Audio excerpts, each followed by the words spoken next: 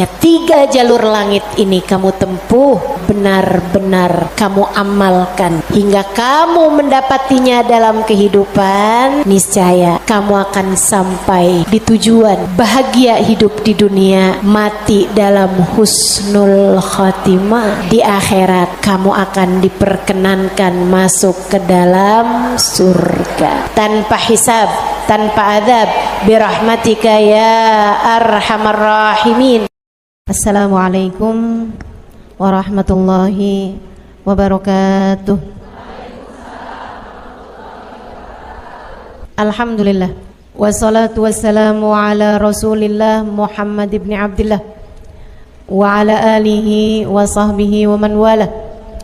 Subhanaka la ilma lana illa ma 'allamtana innaka antal alimul hakim. Rabbi syrah li sadri wa yassir li amri wahlul 'uqdatan min lisani yafqahu qawli, amma ba'du. Baik, sebelum kita mulai, kita akan baca niat belajar bersama-sama. Mudah-mudahan ilmunya nanti sekali lagi jadi ilmu yang manfaat buat kita sekalian. Bismillahirrahmanirrahim. Nawaitu ta'allum wa ta'lim wan naf'a wal intifa' wal mudzakarah wat tadhkir wal ifadah wal istifadah wal hidza 'ala tamassuk bi kitabillah wa sunnati rasulillah sallallahu alaihi wa alihi wasallam wa du'a ila al huda والدلالة على الخير ابتغاء مرضاته وقربه وثوابه وحسن الخاتمة مع اللطف والعافية وصلاح العاقبة برحمتك يا أرحم الراحمين. La hadratin Nabi Muhammad sallallahu alaihi wasallam wa alihi washabihi azwaji wa dzurriyyati wa ahli baiti muslimin wa jamil anbiya wal mursalin wal kulli ajma'in. Anna Allah yaghfir lahum wa yarhamuhum wa ya'li darajatihim fil jannah wa yanfa'una barakatihim wa asrarihim wa anwarihim wa ulumihim wa nafaatihim fid din wa dunya wal akhirah. Al-Fatihah, baca bersama-sama. A'udzu billahi minasyaitonir rajim. Bismillahirrahmanirrahim. Alhamdulillahi rabbil alamin. Arrahmanir rahim. Maliki yaumiddin. Iyyaka na'budu wa iyyaka nasta'in. Ihdinas siratal mustaqim. Siratal ladzina an'amta 'alaihim ghairil maghdubi 'alaihim waladdallin. Amin. Taqabbalallah minna wa minkum, taqabbal ya karim. Peta kebahagiaan hidup dunia membawamu kepada kebahagiaan hidup akhirat. Peta untuk membuatmu kenal kepada Sang Pencipta. Jalan hidup yang dapat membawamu menuju surga. Ini namanya jalur langit. Yang paling rugi yang gak mau ngikutin peta ini. Yang paling sukses yang jalan hidupnya mengikuti peta ini, mengikuti jalur langit ini. Karenanya adik-adik, ibu-ibu, saudariku sekalian yang saya muliakan, izinkan saya di kajian pada siang hari ini menyampaikan padamu tentang bagaimana cara kita menempuh perjalanan menuju Allah Subhanahu wa ta'ala lewat jalur langitnya.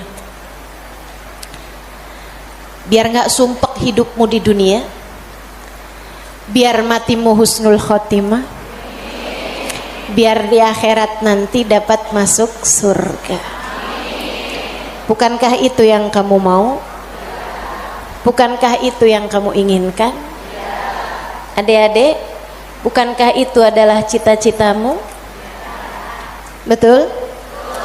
bahagia di dunia, mati husnul khotimah, di akhirat masuk surga.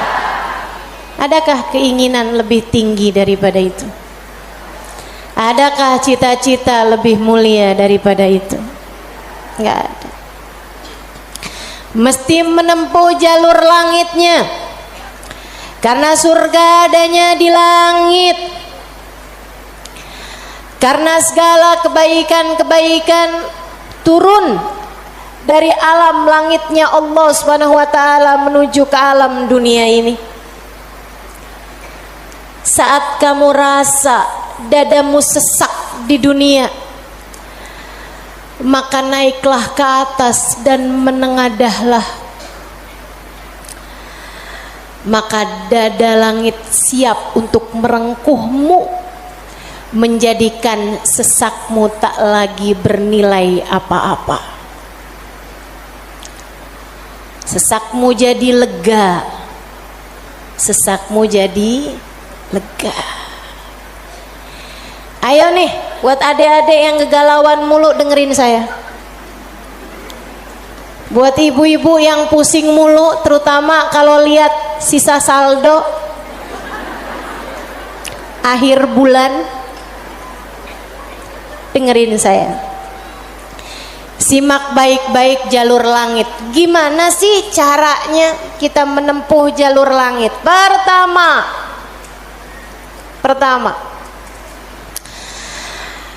apa aja jalur langit yang bisa kita tempuh? Pertama, sholat. Itu adalah jalur langit yang jangan sampai pernah kamu tinggalkan. Sayyidina Muhammad Al-Bagir berkata kepada putranya Sayyidina Ja'far As-Sadiq, "Ya bunai, ittasil billah." Wahai anakku, senantiasalah terkoneksi dengan Allah, senantiasalah tempuh jalur langit menyampaikanmu kepada Allah Subhanahu wa taala. Seringlah terkoneksi sama Allah. Anaknya bertanya, "Kaifa attasil bih ya walidi?" Bagaimana caraku untuk selalu terkoneksi dengan Allah? Bagaimana caraku berkomunikasi sama Allah? Bagaimana caraku menempuh jalur langit? Ayahandanya berkata, kalau kamu ingin kamu berbicara dengan Allah, sholatlah. Kalau kamu ingin Allah berbicara kepadamu, bacalah Al-Quran. Jadi cara pertama tersambung sama Allah adalah sholat. Jangan tinggal sholat. Jangan tinggal sholat meski siapapun yang mengatakannya. Misalnya ada orang gelarnya apa kek, profesor, doktor, belakang namanya juga ada banyak. Ada banyak gelar-gelar SAG, sarjana alam gaib, misalnya gitu. Tapi sebenarnya apa SAG itu ya? Sarjana agama. Oh, maafkan saya ya. Saudaraku sekalian yang saya muliakan, sepanjang apapun gelar yang dimiliki seseorang, kalau dia sampai mengatakan misalnya sholat itu sudah tidak relevan lagi di zaman sekarang. Agama ini semakin maju. Karenanya makna sholat bukan seperti yang disampaikan para ulama. Misalnya dia ngomong begitu, sholat itu tujuannya mengingat Allah, aqimis sholata lidzikri. Kamu kalau udah bisa ingat Allah nggak pakai sholat, ya itu udah cukup sebagai sholat. Nah nih, hati-hati ucapan-ucapan yang tidak bertanggung jawab semacam ini. Salat itu kewajiban dari Allah. Allah yang punya jalur langit, Allah yang tahu bagaimana cara tersambung dengan Allah Subhanahu wa taala. Dan dia yang telah menamakan salat sebagai salat dari kata-kata wasala yasilu silatan, yang artinya adalah hubungan, tersambung. Orang yang punya salat, menjaga salatnya, dia akan senantiasa tersambung dengan Allah. Dia adalah orang-orang yang menjaga jalur langit. Komunikasi langitnya tetap tersambungkan. Jagain sholat, Dek, jagain.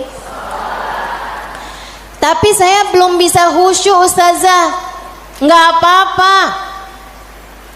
Saya masalahnya kalau sholat suka ngelambiar pikiran kemana-mana, Ustazah. Sama, saya juga sama. Tapi nggak apa-apa. Jangan pernah tinggal sholat. Imam Ghazali bahkan menyebutkan salah satu penyebab kematian dalam su'ul khatimah, salah satu penyebab iman tercabut dari dalam hati di saat kematian datang, naudzubillah min dzalik, nomor 1 tarkus shalah, meninggalkan salat. Tiang agama kita. Siapa yang salatnya benar, ibadahnya benar. Siapa yang ibadahnya benar, hidupnya benar. Siapa yang hidupnya benar, bakalan matinya benar. Siapa yang matinya benar, di akhirat dapat kehidupan yang menyenangkan. Karenanya mesti, harus, nomor 1 kamu benahi dalam hidupmu, jangan tinggal sholat. Sesibuk apapun kamu, sholat jangan tinggal, Dek. Sedang mengerjakan aktivitas penting semacam apapun, sholat jangan pernah tinggal, Bu. Jangan pernah tinggal sholat. Sebab orang kalau lagi ninggal sholat, bukan hanya karena dia nggak mau sholat, tapi karena dia tidak diizinkan Allah untuk menghadap kepadanya, telah diputuskan jalur antara dia dengan Allah Subhanahu wa taala. Naudzubillah min dzalik, jalur langit telah terputus darinya. Itu kayak punya HP tapi nggak ada sinyal, nggak bisa dibikin apa-apa HP-nya.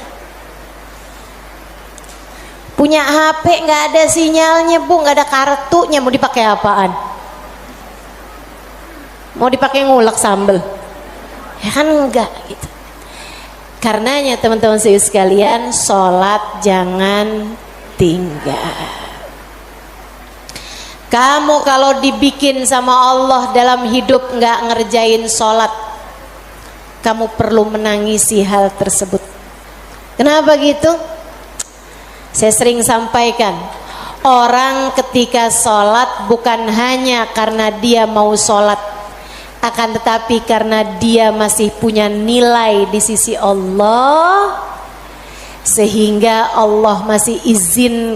Allah kalau benci sama satu makhluknya, sama seorang hambanya, Allah nggak akan izinkan orang tersebut menghadapkan dirinya kepada Allah dalam sholatnya.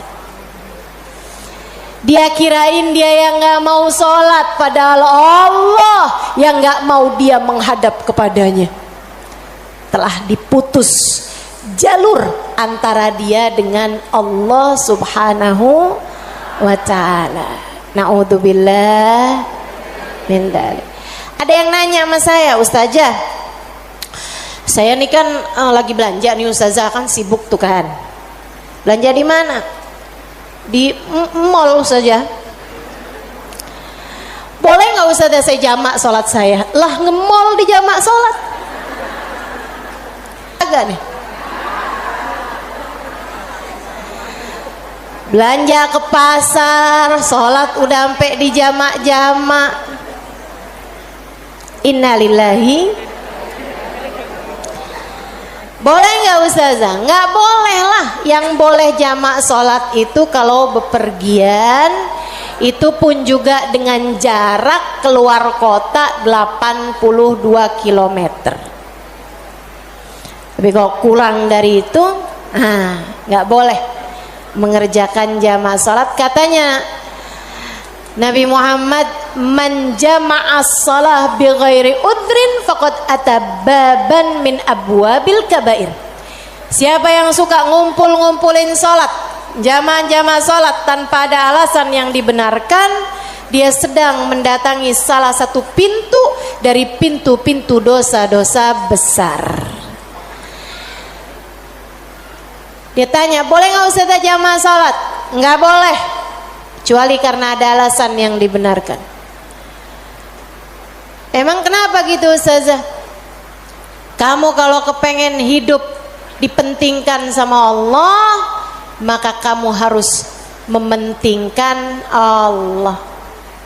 Salat adalah gambaran tentang kamu mementingkan Allah, maka insya Allah hidupmu akan dipentingkan oleh Allah. Jarur langit yang pertama adalah salat. Makanya ada orang yang salatnya khusyuk-khusyuk, ada orang yang salatnya panjang-panjang. Tuh guru-guru saya tuh salatnya panjang-panjang, terutama salat sunnah.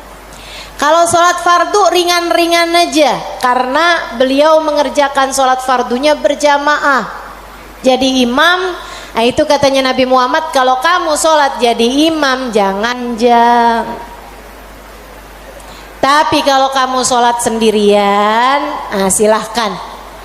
silahkan mau panjang kayak gimana pun silahkan balik. Kalau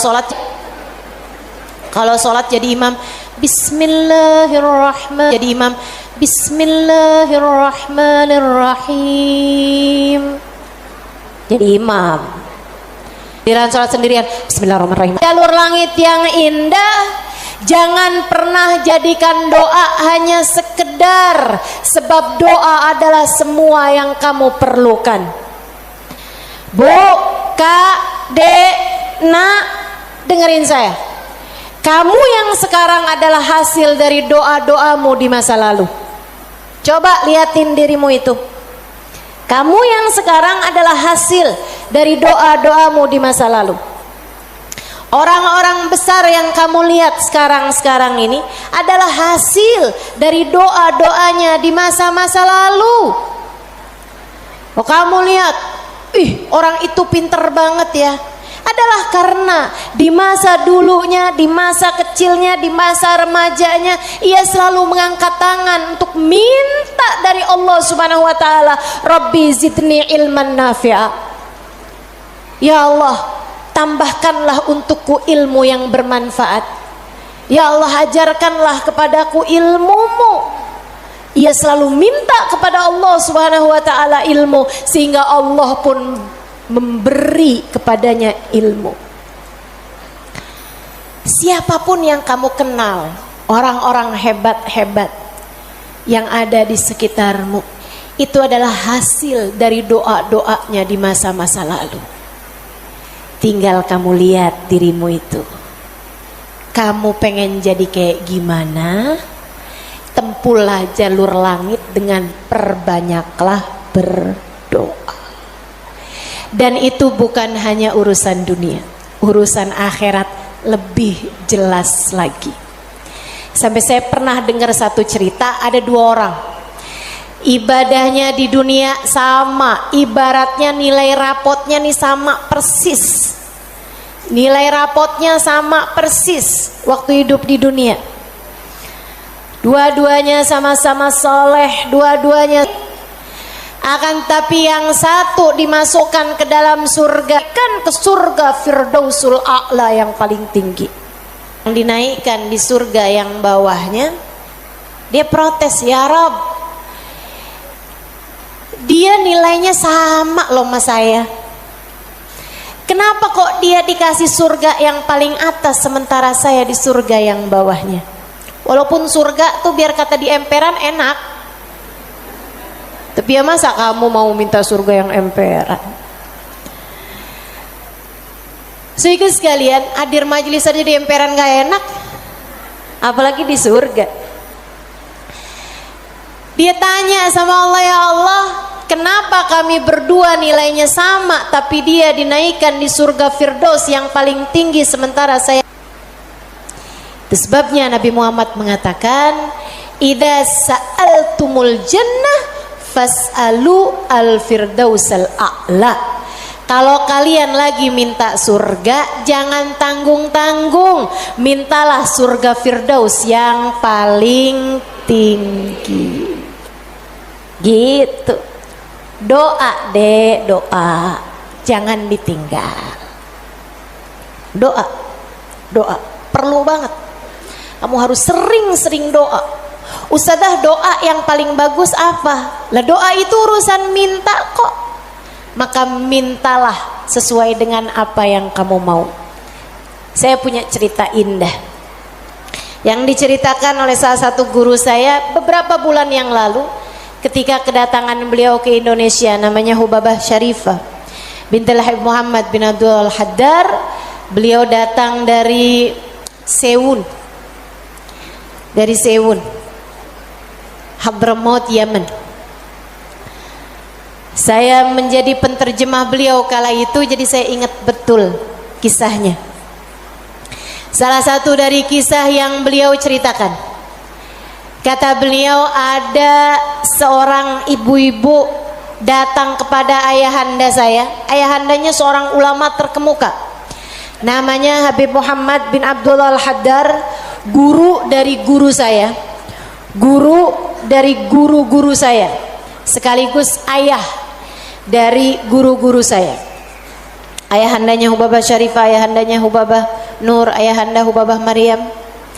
Habib Muhammad bin Abdullah Al-Haddar, pemilik Ribat Bayda di kota Bayda, Yaman sana itu.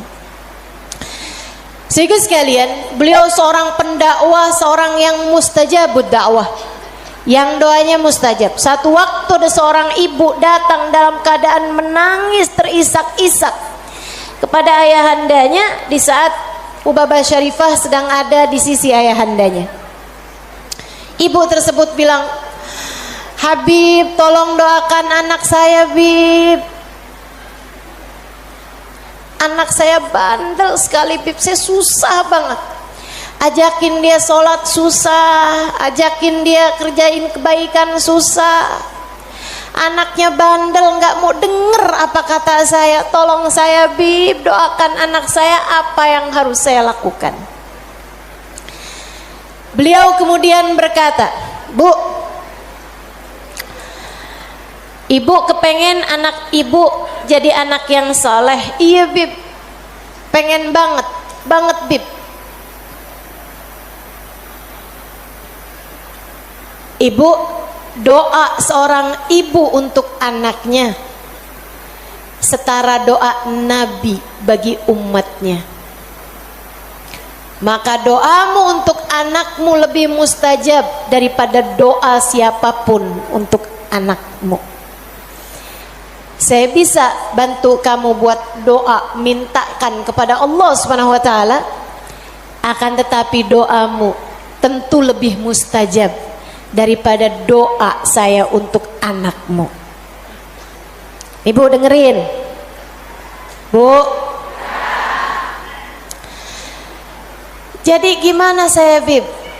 Ibu bangun di waktu malam, ibu tahajud beberapa rakaat, kemudian seperti kamu menangis di hadapan saya untuk minta anakmu didoakan oleh saya, menangis pulalah di hadapan Allah.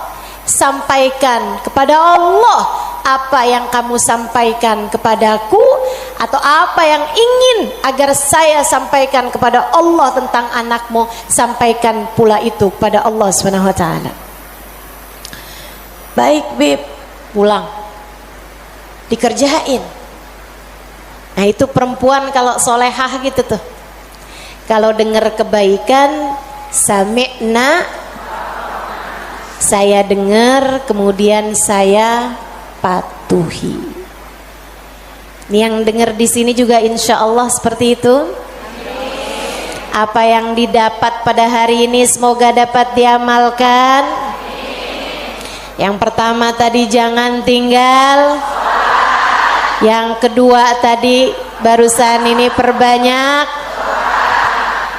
jalur langit. Dia pun mengerjakannya, bangun di waktu malam nangis, ya Allah tolong liatin anak saya, kesianin anak saya ya Allah, solehkan dia ya Allah, tolong pandang anak saya dengan pandangan kasih sayangmu ya Allah, saya nggak ngerti cara melakukannya ya Allah, seperti mana engkau telah menjadikan anak dari hamba-hambamu yang soleh salehah. Kau jaga mereka, jaga pula lah anakku ya Allah, jauhkan dari segala dosa-dosa, jauhkan dari segala kejahatan-kejahatan, tolong jaga anak saya ya Allah. Terus didoain anaknya, didoain anaknya, malam demi malam, malam demi malam. Dan Bu, Kak, Dek, Nak, doa itu bukan instan. Doa itu tidak seperti kamu nyeplok telur sekarang mateng sekarang, enggak gitu. Doa itu Allah mau lihat kesungguhan hatimu dalam meminta.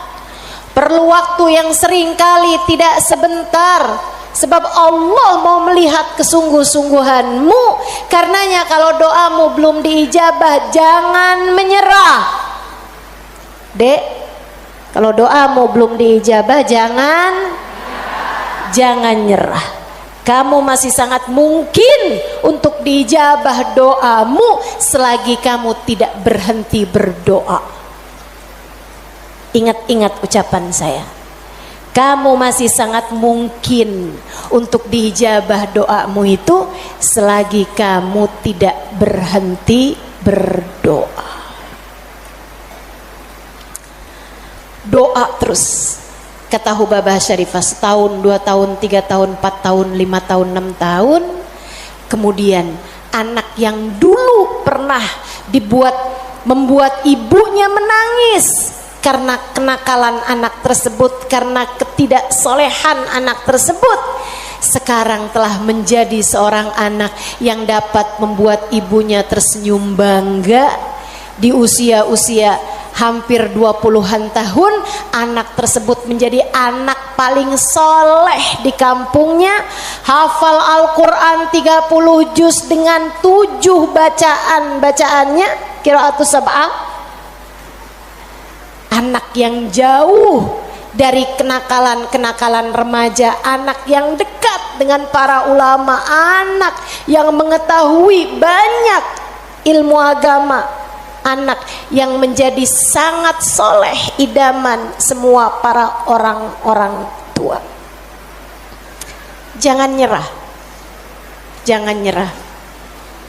Jika kehidupan membuatmu tersungkur, itu adalah waktumu untuk membenamkan dirimu dalam sujud-sujud panjang kepasrahan.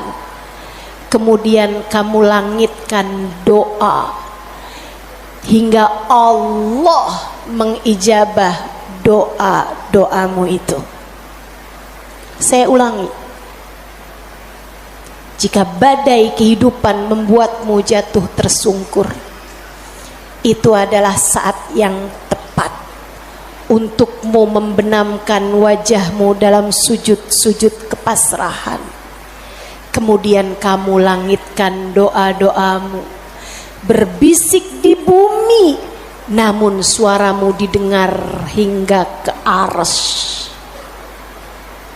Saat itulah Allah akan mengijabah doamu itu.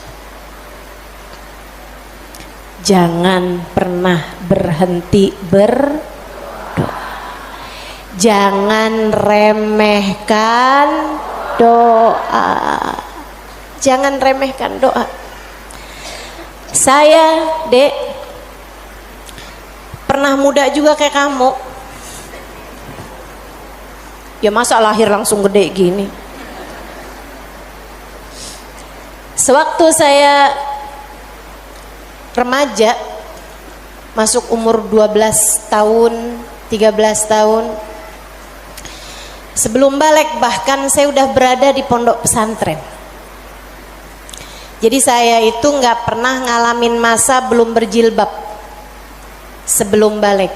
Maksudnya ketika balik tuh saya udah mulain berjilbab. Alhamdulillah, nikmat dari Allah Subhanahu wa taala. Adik-adik saudaraku sekalian, saat saya kecil, saya ada di pondok-pondok pesantren, saya mulai kenal ustadz-ustadz, ustadzah-ustadzah, ulama-ulama yang membuat saya jatuh cinta dengan ilmu agama.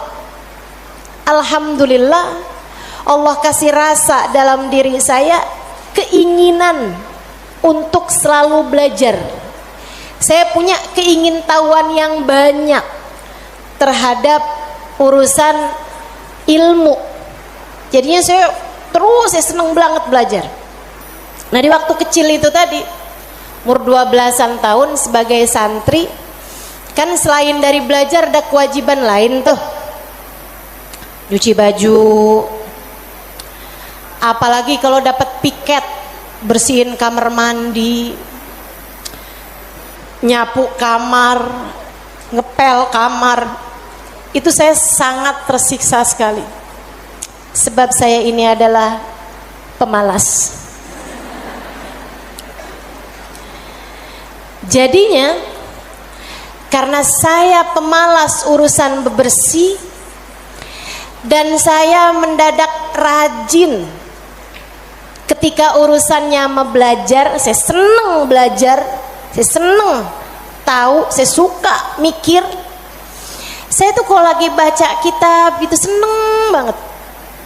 Saya kalau lagi belajar gitu seneng banget. Apalagi kalau ustadzanya yang nyampein ilmu dengan cara-cara yang sangat saya sukai gitu, ngasih tahu hal-hal yang nggak ada di dalam kitab gitu. Saya bisa melongo dengerin, seneng banget. Jadinya di masa-masa kecil itu kalau saya lagi dengerin kajian, kalau saya lagi baca kitab, saya suka doa, ya Allah, jangan pernah pisahkan saya dari ilmu. Ya Allah, jangan pernah jauhkan saya dari kitab-kitab pengetahuan yang mendekatkan saya padamu. Umur 12 tahun, 13 tahun, doa saya semacam itu. Ayo nih adik-adik yang umur 16 tahun, ya Allah, kenapa kok saya nggak pernah ada yang nembak ya?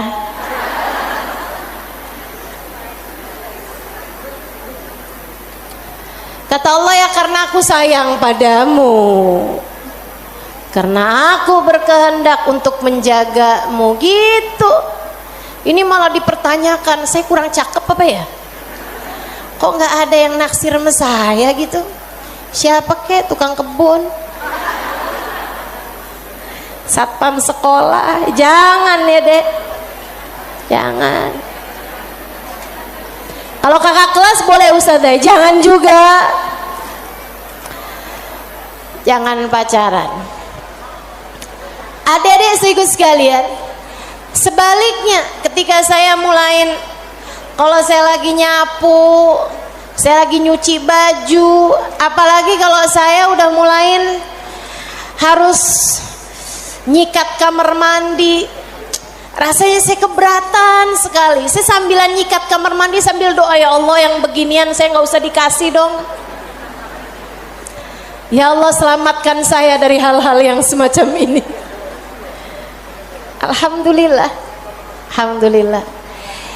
Saya habisnya itu juga mondok-mondok pesantren, tapi bisa dihitung dengan jari waktunya di mana saya harus nyuci baju, di mana saya harus ngepel, di mana harus nyapu gitu. Kayak alhamdulillah, saya punya banyak orang-orang yang mau mengerjakannya buat saya. Alhamdulillah. Allah bakal kasih. Kata Allah Subhanahu wa taala, "Ud'uni astajib lakum." Mintalah kepadaku, niscaya akan aku ijabah. Minta, doa, jangan berhenti berdoa. Ayo adik-adik, kamu punya panjang masa depan insyaallah. Umurmu mudah-mudahan masih tersisa panjang insyaallah. Jangan sesali dengan di masa tua kamu enggak dikasih hal-hal besar dalam kehidupan karena kamu tidak pernah memintanya kepada Allah. Minta, ya Allah, pandanglah aku dengan pandangan kasih sayang-Mu. Ya Allah, seperti mana Engkau menjaga hamba-hamba-Mu yang soleh-solehah, tolong jaga saya juga ya Allah. Dek, minta sama Allah. Saya serius berkata padamu, dengarkan saya. Saya menyampaikan nasihat sebagai orang tua kepadamu, Dek, kepadamu nak. Minta sama Allah, yang dekat sama Allah. Karena kalau kamu merasa, kok saya punya orang tua nggak terlalu sayang ya sama saya, kamu tahu nggak? Kenapa dalam hidup kamu seringkali merasa bahwa orang tuamu nggak cukup sayang sama kamu, guru-gurumu sepertinya nggak sayang sama kamu. Saya kasih tahu, saat Allah membuat hatimu patah dari berharap kepada manusia, itu adalah cara Allah untuk mengenalkan kasih sayangnya yang tak terbatas padamu. Dekatilah Allah. Orang lain mungkin merasa bosan denganmu, tapi Allah tidak. Allah tidak. Allah tidak akan bosan denganmu kecuali jika kamu yang bosan dengannya. Allah tak akan meninggalkanmu kecuali jika kamu yang meninggalkan Allah. Maka atas nama cinta saya sampaikan padamu, Dek, dengerin saya.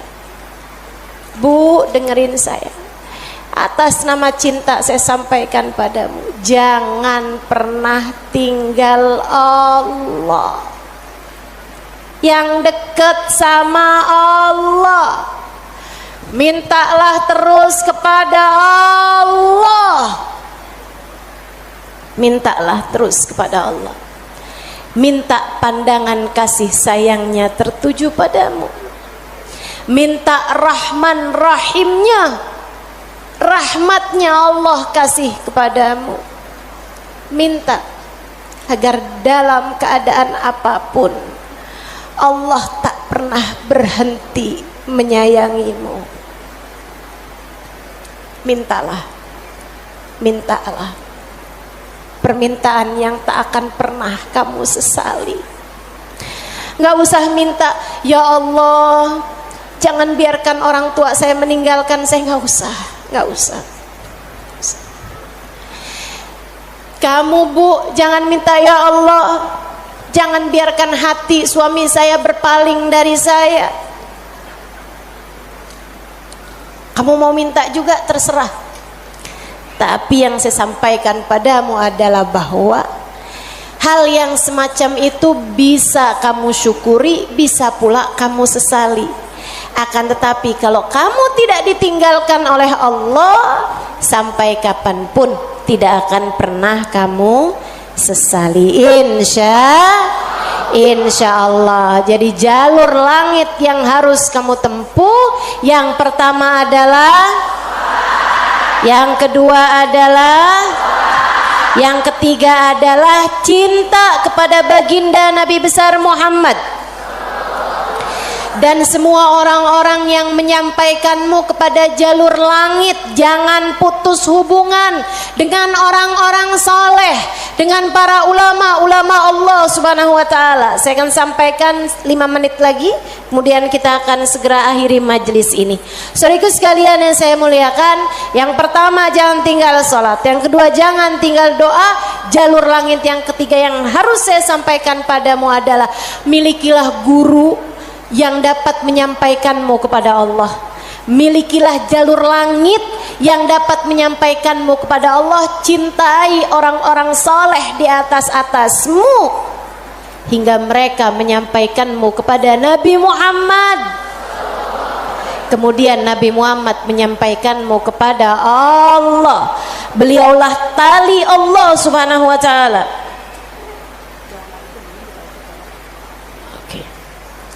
Beliaulah tali Allah Subhanahu wa ta'ala yang terbentang kepada kita sekalian. Mudah-mudahan Allah Subhanahu wa ta'ala senantiasa menyampaikan kita kepada Allah Subhanahu wa ta'ala lewat jalur langit yang benar, jalurnya baginda kita Nabi besar Muhammad sallallahu alaihi wa ala alihi wasallam, manusia yang paling penuh kasih kepadamu. Andai kamu tahu seperti apa sayangnya Nabi Muhammad kepadamu, niscaya air matamu akan senantiasa meleleh karena rindu padanya. Andai kamu tahu seperti apa cintanya Nabi Muhammad kepadamu sebagai umatnya, niscaya kamu akan menyibukkan dirimu bersolawat kepadanya, dan itu adalah merupakan salah satu dari tangga-tangga yang mendekatkanmu padanya. Andai kamu tahu seperti apa cintanya Nabi Muhammad dan pengorbanannya kepadamu, niscaya kamu tak akan berharap cinta manusia selain daripada cinta Nabi Muhammad sallallahu alaihi wasallam. Maka 3 jalur langit ini kalau kamu tempuh, kamu tidak akan pernah tersesat jalan. Kamu akan sampai di tujuan. Peta kehidupannya menjadi terbaca dan kamu akan melangkah tanpa keraguan. Jika 3 jalur langit ini kamu tempuh, dari sholat tidak ada yang kamu tinggal, dan kamu tambahi dengan ibadah-ibadah sholat sunnah pula, terutamanya di keheningan malam, di sepertiga malam yang terakhir. Juga doa. Dalam keadaan apapun kamu memperbanyak berdoa. Saat kamu bersama dengan orang-orang saleh, saat kamu duduk di majelis-majelis ilmu adalah saat yang begitu indah untuk kamu berdoa meminta kepada Allah Subhanahu wa taala jalla jalaluhu wa ta'ala azamatu. Kamu jadikan doa tidak hanya sekedar, melainkan semua yang kamu perlukan. Kemudian besar cintamu kepada baginda Nabi besar Muhammad sallallahu alaihi wasallam, maka itulah 3 dari rahasia jalur langit yang dapat saya sampaikan kepadamu. Jika ketiganya benar-benar kamu amalkan hingga kamu mendapatinya dalam kehidupan, niscaya kamu akan sampai di tujuan, bahagia hidup di dunia, mati dalam husnul khatimah. Di akhirat kamu akan diperkenankan masuk ke dalam surga tanpa hisab, tanpa adab, birahmatika ya arhamar rahimin wa bijudika ya ajwadal ajwadin, innahu waliyu dzalika wal qadir alaih. Kita akan baca doa nih ya. Baru saja saya diberitahu oleh panitia bahwa doa maulidnya belum dibaca. Kita akan baca doa maulidnya sambil kita memohon kepada Allah, semoga Allah Subhanahu wa taala mendekatkan kita dengannya insyaallah, dan mendekatkan kita dengan baginda kita Nabi besar Muhammad sallallahu alaihi wasallam.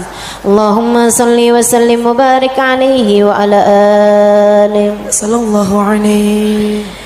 Alhamdulillahi Rabbil Alamin. Allahumma salli wa sallim ala Sayyidina Muhammadin wa ala alihi wa sahbihi ajma'in. Amin. Wa laqad ashartu lin'ati man awsafuhu tuhyil quluba tuhayyijul asjana. Amin. Wallahu qad adna alayhi fama yusawil qawlu minna wa yakunu thanana. Amin. Lakinna hubban bisarairi qad alimati safwati rabbina wa ahadana. Amin. وإذ امتزجنا بالمودة ها هنا نرفع أيدي فقرنا ورجانا بالواحد الأحد العلي إلهنا متوسلين بمن إليه دعانا مختاره وحبيبه وصفيه زين الوجود به الإله حبانا يا ربنا يا ربنا يا ربنا بالمصطفى اقبلنا أجب دعوانا آمين. أنت لنا يا دخرنا في هذه الدنيا وفي أخرانا أصلح لنا الأحوال واغفر ذنبنا ولا تؤاخذ ربي إن أخطأنا واسلك بنا في نهج طه المصطفى ثبت على قدم الحبيب خطانا أرنا بفضل منك طلعة أحمد في بهجة عين الرضا ترعانا واربط به في كل حال حبلنا وحبال من ود ومن والانا المحسنين ومن أجاب نداءنا وذوي الحقوق وطالبا أوصانا الحاضرين وسعيا في جمعنا ها نحن بين يديك أنت ترانا ولقد رجوناك فحقق سؤلنا واسمع بفضلك يا سميع دعانا وانصر بنا سنة طه في بقاء الأرض واجمع كل من عادانا وانظر إلينا واسكنا كأس الهنا واشفي وعافي عاجلا مرضانا واقض لنا الحاجات. Silakan sebutkan hajat masing-masing. Assalamualaikum warahmatullahi wabarakatuh.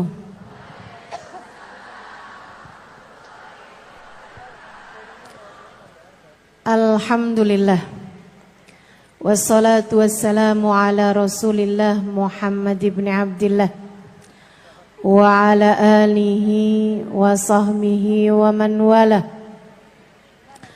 Subhanaka la ilma lana illa ma 'allamtana innaka antal alimul hakim. Rabbi shrah li sadri wa yassir li amri wahlul 'uqdatan min lisani yafqahu qawli, amma ba'du. Alhamdulillah, Allah sampaikan juga saya ke tempat ini. Masjidnya Allah Subhanahu wa taala, bait min buyutillah, rumahnya Allah. Mudah-mudahan kita udah disampaikan di rumah Allah di dunia. Allah sampaikan pula ke Baitullahil Haram di Mekkah, dan Allah sampaikan pula di tempat keridhaannya surga Allah di akhirat nanti insyaallah. Amin ya rabbal alamin. Rabbi la tukhzini yawma yub'atsun yawma la yanfa' mal wala banun illa man atallaha biqalbin salim.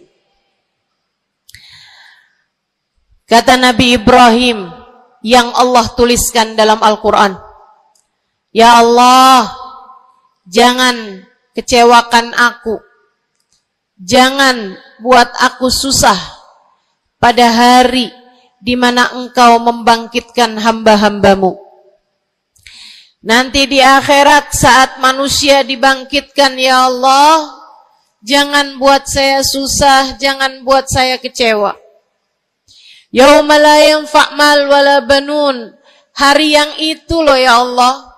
Hari yang tidak bermanfaat orang bawa harta. Hari yang tidak bermanfaat orang bawa anak.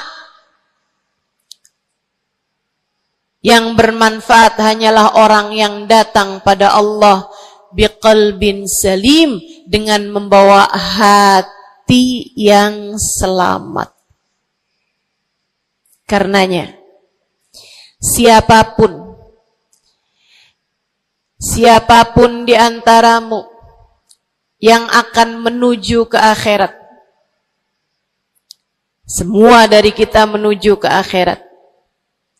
Siapapun di antaramu yang kepengen di hari akhiratnya nanti menjadi orang yang tidak susah, menjadi orang yang tidak sedih, menjadi orang yang tidak kecewa, menjadi orang yang tidak ketakutan, menjadi orang yang berhasil. Siapa di antaramu yang kepengen di hari akhiratnya nanti berbahagia, bersukacita? Siapa yang kepengen di hari akhiratnya nanti bergembira? Pastikan saat-saat ini, saat hidupmu di dunia ini, pastikan kamu sedang menuju kepada keselamatan hati. Hatimu selamatkan. Hatimu selamatkan, teman-teman. Hatimu selamatkan.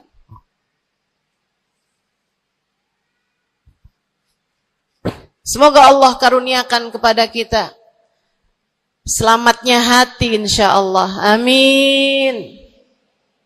Semoga Allah menyelamatkan hati kita semua. Semoga Allah menyelamatkan hati kita semua. Nabi kita Muhammad menyebutkan dalam salah satu hadisnya, ala inna fil jasadi mudghah, idza salahat salahal jasad kulluh, wa idza fasadat fasadal jasad kulluh. Ala wahiyal qalbu. Kata Nabi, ketahuilah sungguhnya dalam diri manusia terdapat segumpal darah. Apabila ia bagus, ia selamat, ia bersih, selamatlah seluruh anggota tubuhnya. Apabila ia rusak, ia hancur, ia gelap, ia mati, maka hancur pulalah seluruh anggota tubuhnya.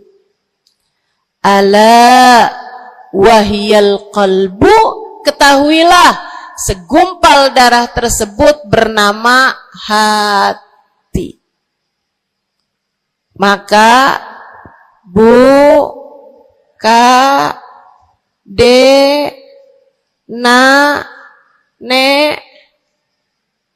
banyak nenek-nenek di sini. Saya sampaikan padamu pesan dari hati saya yang terdalam.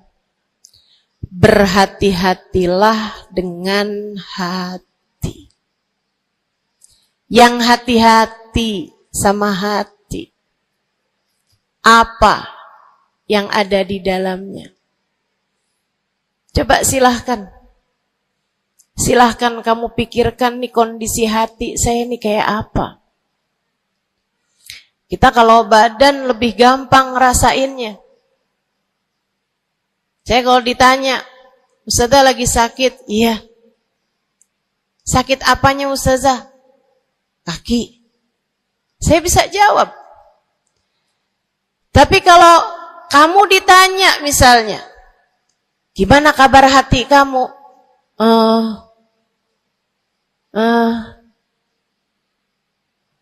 Gimana kabar hatimu?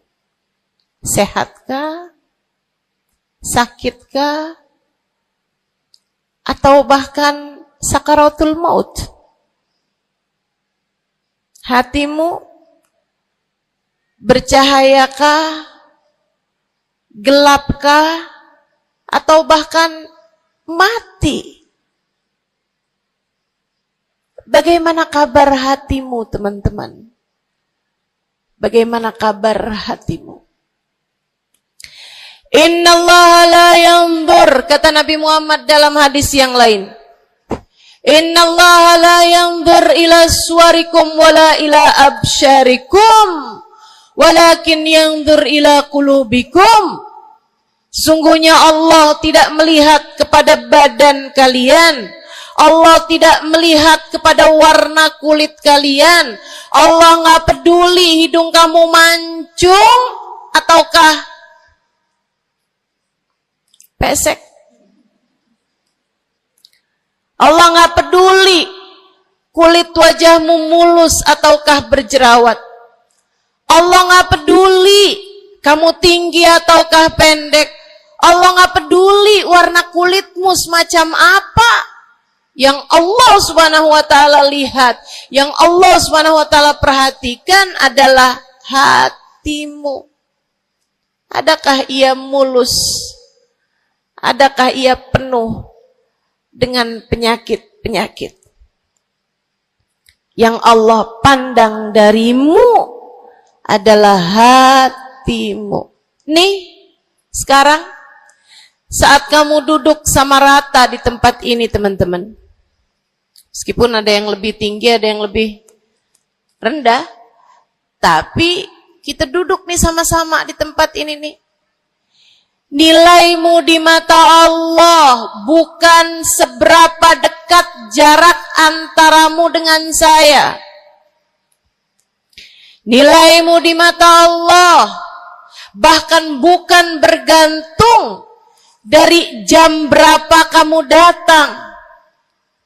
Ketika kamu sama rata duduk di tempat ini, yang Allah pandang darimu adalah hatimu.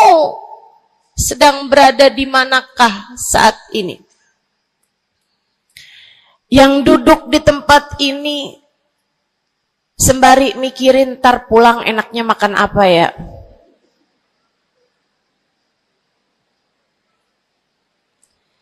Yang duduk di tempat ini sambil mikirin, kok saya lapar ya? Iya, belum sarapan. Gara-gara buru-buru, takut nggak kedapatan tempat duduk. Gara-gara buru-buru, kepengen bisa lihat mukanya Ustazah Halimah yang viral.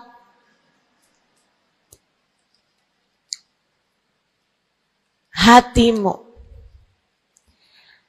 Allah melihat darimu, nilaimu di hadapan Allah. Nilaimu di hadapan Allah saat ini bukan bergantung dari seberapa awal kamu datang, bukan bergantung pada hal-hal yang lainnya, akan tetapi yang Allah lihat darimu adalah hatimu. Adakah Allah di dalamnya? Adakah Allah di dalamnya? Adakah Allah di dalamnya? Pun demikian dengan kamu saat sholat, pun demikian saat kamu sedang sedekah. Semuanya masalah hati, teman-teman. Semua masalah hati. Kata guru saya Sayyidil Habib Umar bin Hafid, al-madar kullal madar fi salahil qulub. Urusan segala urusan, sumber segala macam urusan, dasar segala macam urusan ada pada bagusnya hati. Kalau udah hatinya bagus, bagus semuanya. Kalau udah hatinya busuk, busuklah semuanya. Semoga Allah selamatkan kita dari busuknya hati. Semoga Allah selamatkan kita dari busuknya hati. Amin ya rabbal alamin. Dunia, akhirat, masalah semuanya ada pada hati. Karenanya yuk kita bahas gimana sih caranya nyelamatin hati. Yang pertama, kalau kamu pengen tahu caranya nyelamatin hatimu, yang pertama,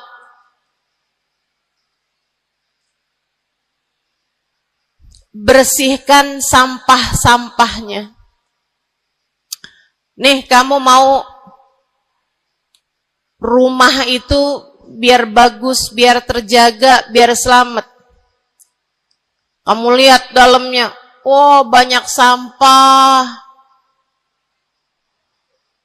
banyak noda, banyak kotoran. Dari mulai kotorannya cicak, ayam, sampai mungkin anjing, karena lama nggak ditempatin. Karena lama nggak ditempatin. Ada banyak di antara kita yang kondisi hatinya semacam itu. Sampah begitu banyak dalam hatinya. Ada banyak di antara kita umat Islam yang kondisi hatinya semacam itu. Begitu banyak sampah di dalam hatinya tersebut. Semoga Allah selamatkan semuanya. Amin. Maka hal pertama, kalau kamu kepengen punya hati yang selamat, yang nomor satu adalah bersihkan hatimu dari semua sampahnya, keluarin.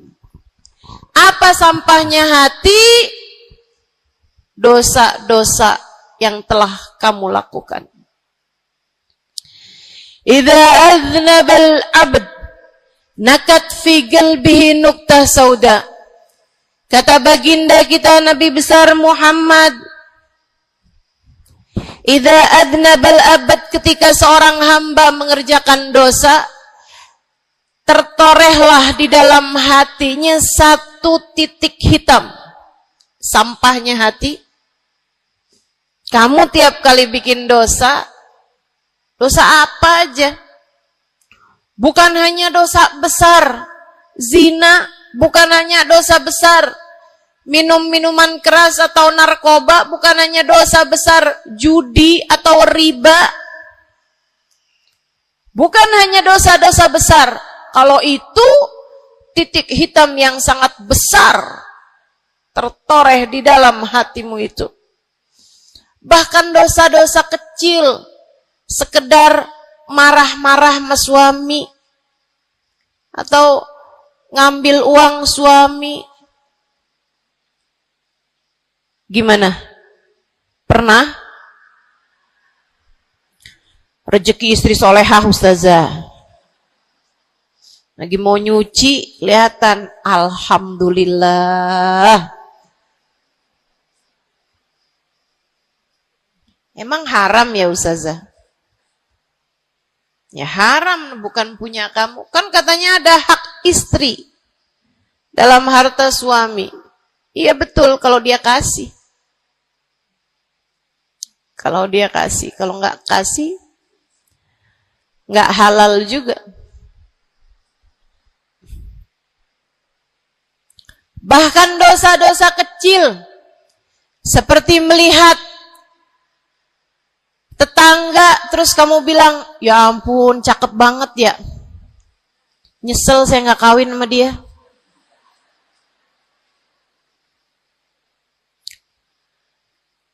Dosa. Seperti memandang seseorang dengan pandangan menghina. Seperti membicarakan aib orang lain. Setiap kali kamu berbuat dosa, apapun bentuk dosanya, satu titik hitam tertoreh di dalam hatimu itu. Ini istighfar wa tab. Musih. Kalau dia beristighfar, kalau dia bertaubat, dihapuslah titik hitam tersebut. Wa illa, kalau enggak, ya tetap aja ada. Kamu bikin dosa lagi, bikin dosa lagi, bikin dosa lagi, bikin dosa lagi. Enggak pernah istighfar, enggak pernah memperbaiki diri. Aurat tidak kamu tutup dengan baik. Sehingga akhirnya setiap kali kamu keluar dilihat oleh laki-laki yang bukan mahrammu. Satu titik hitam, satu titik hitam, satu titik hitam.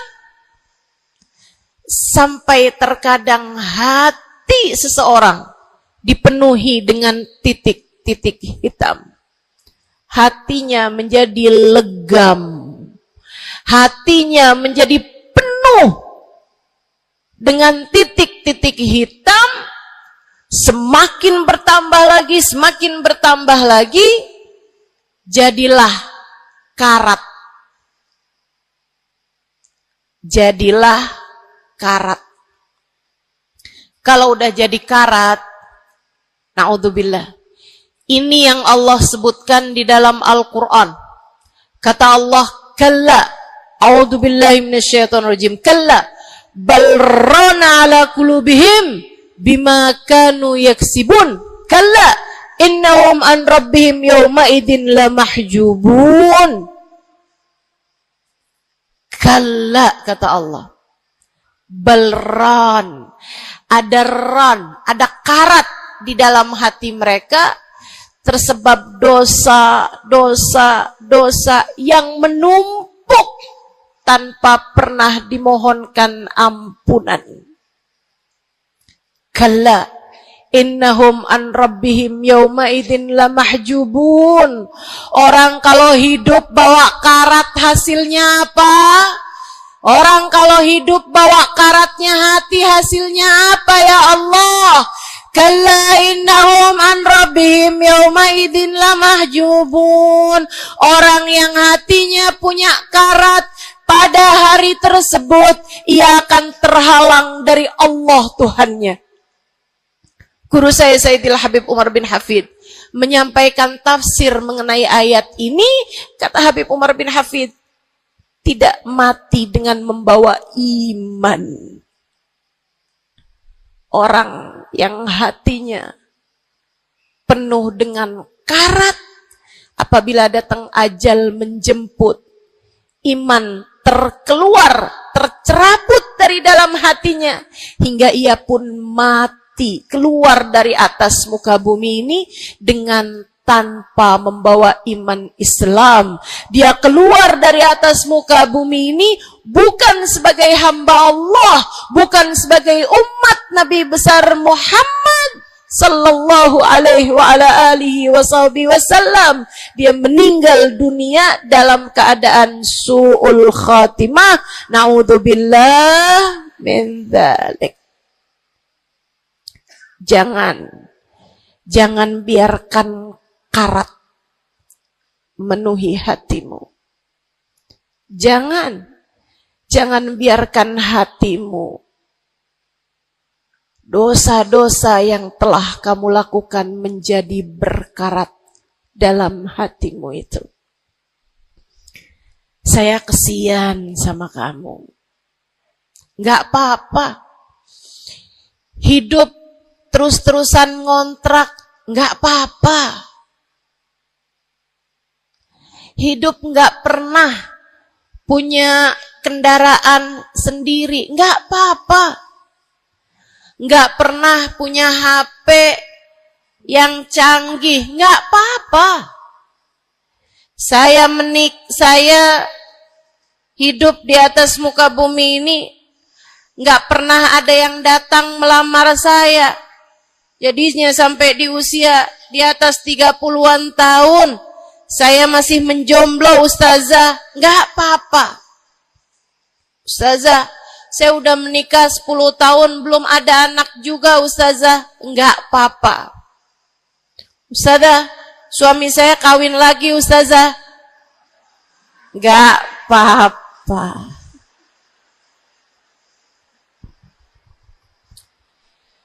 Hidup di dunia ini, apapun yang terjadi, semuanya hanyalah sementara. Kamu hanya perlu memastikan agar tatkala datang ajal menjemput, kamu punya modal. Dan modal utamanya yang nomor 1 adalah hati yang bersih. Hati yang selamat. Kamu bawa pulang menghadap Allah Subhanahu wa ta'ala bigalbin salim. Kamu bawa hati yang selamat, insya Allah. Mati nggak bawa suami nggak apa-apa. Mati nggak bawa anak nggak apa-apa. Nggak bakalan jadi pertanyaan malaikat raqib atid. Tapi mati harus dengan membawa hati yang selamat. Mudah-mudahan Allah karuniakan. Mudah-mudahan Allah karuniakan. Saudaraku sekalian yang saya muliakan, maka bersihkan sampah-sampah dalam hatimu itu. Caranya gimana nih, Ustazah? Dosa-dosa saya emang udah banyak banget. Saya di masa muda, di masa remaja, bahkan sampai udah tua juga nih, bergelimangan dengan dosa demi dosa. Banyak dosa saya, Ustazah. Saya zaman muda berada dalam masa jahiliyah. Dosa, segala dosa saya kerjakan. Apa yang harus saya lakukan? Bersihkan karat-karat dalam hatimu itu dengan taubat. Minta ampun sama Allah. Minta ampun sama Allah. Kamu perlu nangis sama Allah. Kamu perlu sungguh-sungguh minta ampunan sama Allah. Dosa segede gunung, kalau Allah mau melemparkannya ke dalam lautan ampunan, inna kaba'irad dunubi ful ghufrani kalamami. Katanya sahibul burda, sesungguhnya dosa-dosa besar dalam lautan ampunan, ia hanyalah seperti buih di dalam lautan. Gak ada artinya apa-apa kalau Allah mau ampuni. Dosa sebesar apapun, kalau Allah mau ampuni gak ada artinya. Tapi dosa sekecil apapun, kalau Allah mau perhitungkan, kamu gak akan selamat. Saya sampaikan padamu atas nama cinta. Dosa sekecil apapun yang kamu lakukan, jika ia tidak berjumpa dengan ampunan Allah, kamu bisa tidak selamat. Iblis nyembah Allah 70.000 tahun lamanya. Sujud di atas bumi, dia sujud, bumi dihancurkan, Allah naikin dia ke langit. Di atas langit dia sujud, ganti-ganti posisi sujudnya.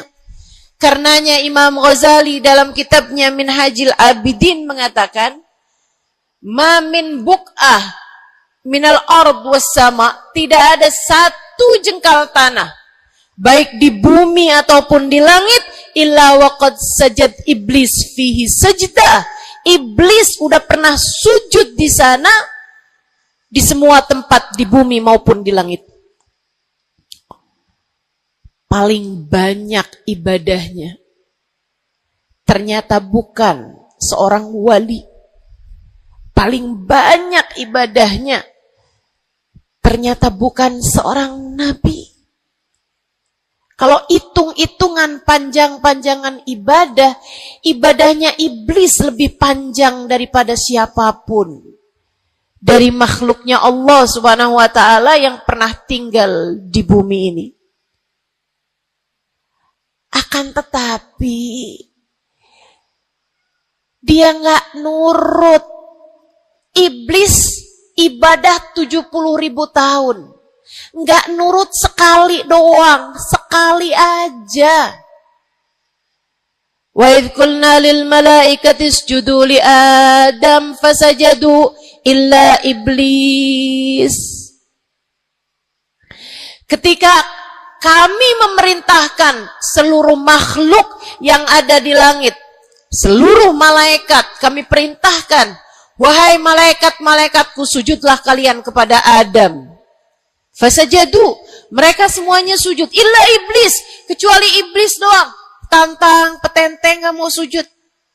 Allah tanya, ma manaka antas judali adama id amartuk. Iblis, apa yang bikin kamu gak mau sujud kepada Adam? Padahal aku yang telah memerintahkanmu. Bukankah kamu selama ini sujud di bumi, di langit untuk menyembahku? Sekarang aku perintahkan padamu untuk sujud. Kenapa kamu gak mau sujud padanya?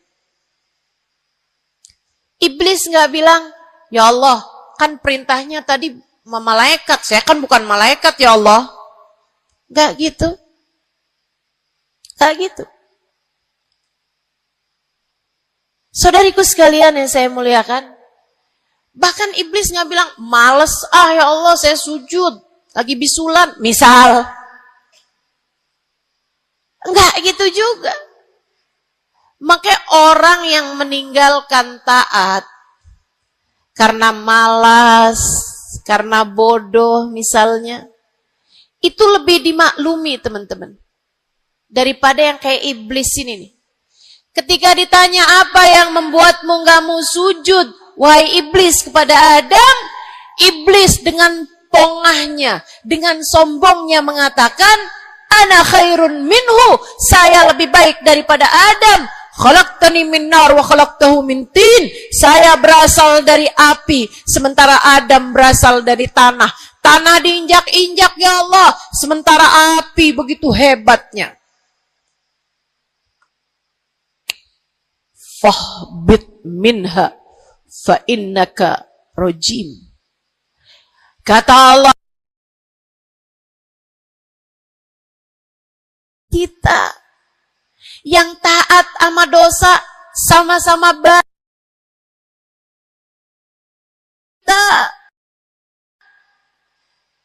Yang mungkin dosa kita lebih banyak daripada taat kita.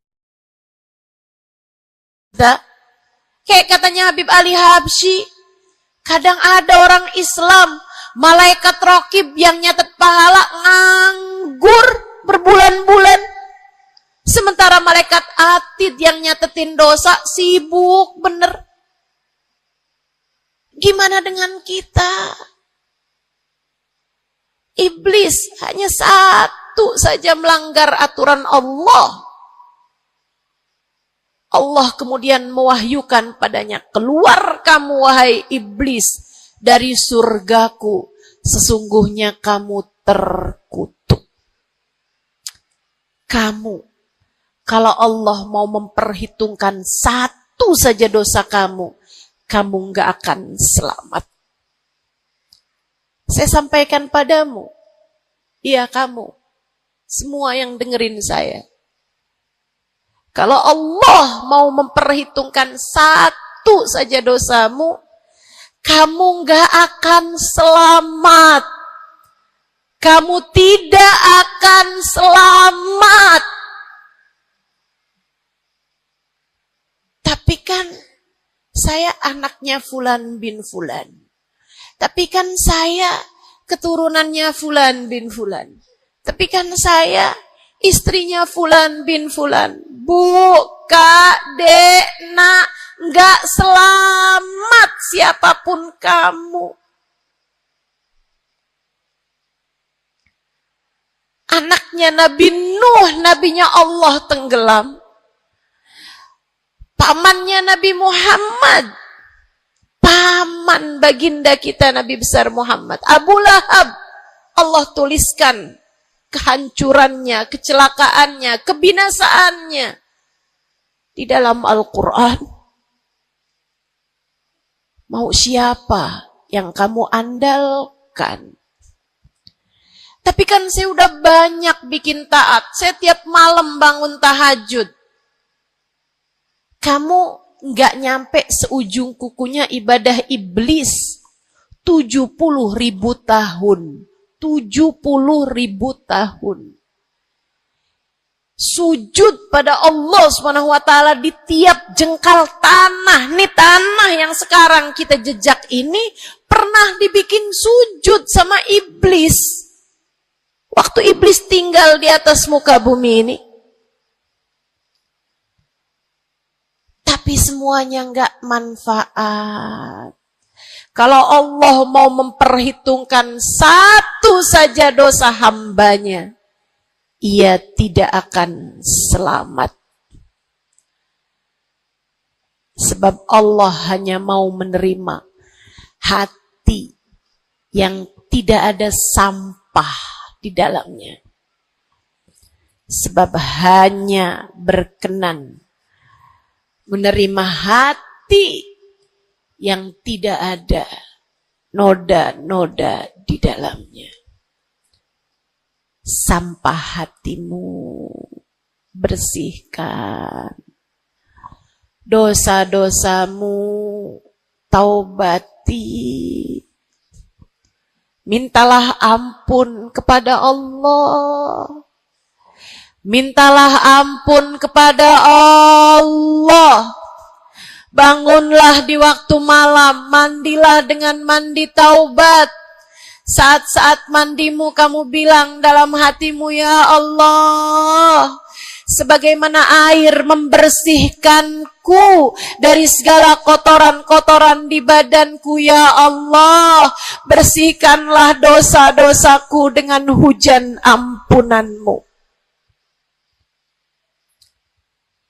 Kemudian sholatlah 2 rakaat, 4 rakaat, sholat taubat. Kemudian sesudahnya, mulailah kamu ingat dosa-dosamu. Mulailah kamu ingat dosa-dosamu. Dari sejak kamu balik sampai sekarang ini. Betapa ia telah menggunung. Betapa ia telah melumuri dirimu itu. Betapa ia telah menjadikan dirimu kotor. Kemudian ingatlah nikmat yang telah Allah SWT berikan, bahwa bersama dengan banyaknya dosa-dosamu, ia tak henti-henti memberikan kepadamu kenikmatan demi kenikmatan. Bahwa meski matamu berulang-ulang kau pandang yang haram dengannya, Allah masih membiarkan matamu dapat melihat. Betapa meskipun telingamu berulang-ulang kamu pakai untuk mendengarkan aib-aib orang, nyatanya sampai sekarang telingamu masih dapat mendengar. Betapa lisanmu, berapa banyak hati tersakiti dari lisanmu itu. Mertuamu kamu sakiti, suamimu kamu sakiti, anakmu bahkan kamu sakiti. Bodoh banget sih jadi anak. Astagfirullah, astagfirullah. Kamu kok bandel banget sih, mama nyesel punya anak kayak kamu. Astagfirullah.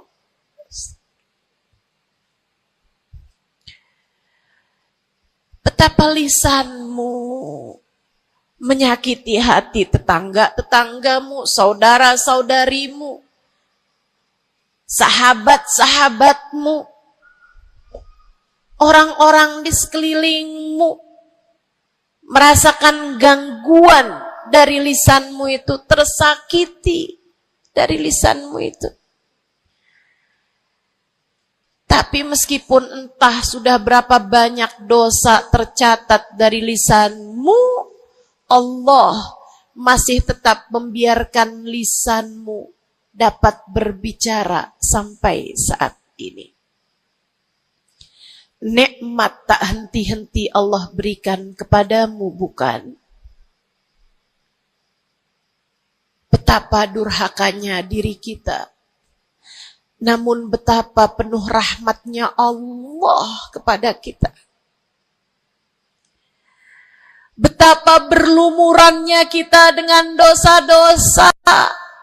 Namun betapa Allah bersama dengan segala dosa-dosa yang kita lakukan, tak henti-hentinya membanjiri kita dengan kenikmatan. Wa in ta'uddu ni'matallahi la tuhsuha. Kalau kamu mau hitung nikmatnya Allah, kamu tak akan pernah mampu menghitungnya.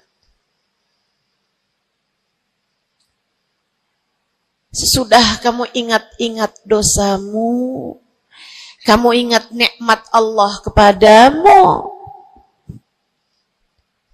kamu ucapkan seperti ucapan baginda Nabi Muhammad. Allahumma anta rabbi, la ilaha illa anta khalaqtani